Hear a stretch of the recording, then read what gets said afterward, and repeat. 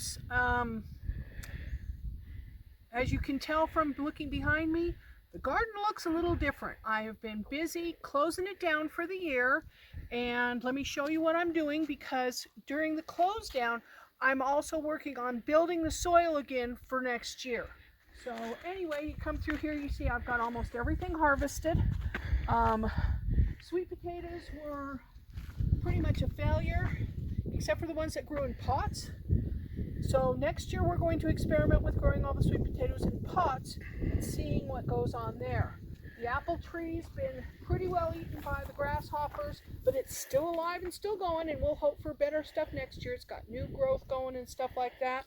The grape is starting to die back, and we'll unwind it and propagate it. I've taken most of the beans and beans plants off of stuff, though I'm leaving the bean plants themselves for chop and drop into the soil, and or for the nematodes, the beneficial nematodes that are on the bean plants to help get the soil more nitrogenized. This was a volunteer pepper plant, and when I cleaned out the beans, I found that there was one other. Is there two? No, there's just one other that volunteered up, and these are little, when ripe, they were sweet little orange peppers. So these are not sweet peppers. So anyway, my brassicas that were supposed to be planted all throughout my beds and stuff for my winter stuff just failed. I don't know why, but next year I will try again with a fall garden with the brassicas. The mulleins that popped up are fine. This one's going to have to get moved, but not until he's gone dormant. The dahlias will get frosted back here later this week, and then I'll harvest them. The comfrey is good still. The lavender will get chopped up. Once it goes dormant, it'll get chopped up into about 4 pieces and spread out. In my raised beds, I've got my greens for my winter use. This is going to be Swiss chard and a piece of cauliflower over here. The knit will die back. These are cylindria beets, which are already beating up. We've already got some beets growing right here. You can see we've got a beet here. They're very cylindrical and long, which make them great for pickled beets because you just clean them up and they look good. So anyway, but we've got beet greens there. We've got iceberg lettuces over here. We've got leaf lettuces over here. More beets over there. Dark red Detroits and Goldens. We've got the radishes over there. This is the bed that we're going to work on. This is where the garlic is going to go. And I had to eradicate potatoes in here, so I had to pull it all out, sift all the dirt, get all the potatoes out of there, and put the dirt back. And I put a layer of compost down. Then I put a bunch of rotting food down that's going to be compost, and then I put my worms in here too, so that they're going to be in there eating that all winter long.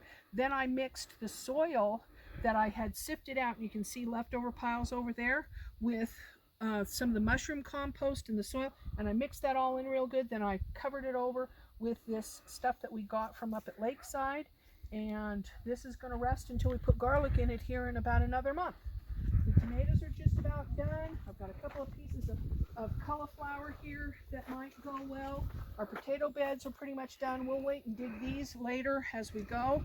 The sunchokes, these are some of the ones we got from Burpee, these 3 sets over here, and I do have sunchokes down in there. Tasty little tubers, let me tell you. Their problems that they have with creating gas are, well, not for everybody. We didn't have any problems whatsoever. We've had them fermented, and we had them fresh out of the ground. I just cured them overnight a little bit, and then overnight, then I smashed them up like potatoes, and they were great, and we didn't have any gastrointestinal problems. The asparagus will be cut back here a little bit. These are still some hollyhocks. They'll bloom out in the second year, and of course my comfrey plants, and that's about it. Everything else is, I don't have to sift any of the other dirt, so what I'm going to do is everything that you see on the top is just going to get dug in again this year, and I'll put some more mushroom compost in there, and I'll put some more nearly finished compost in it, and I will re-inoculate with worms, because I saw some worms, but not a lot, not as many as I'd like to see, but that's what we're going to be doing. So anyway, we've got some friends coming over, and we're going to close this down. That's basically the close down of the garden this year. We'll see it again in the spring. Thank you all so much for joining us. The harvest was good in some ways and not so good in others, but this is all kind of experimental. Thank you so much. We'll see you next time. Okay, part 2. I'll do the talking. Show you what my garden looks like. Mostly it's put to bed.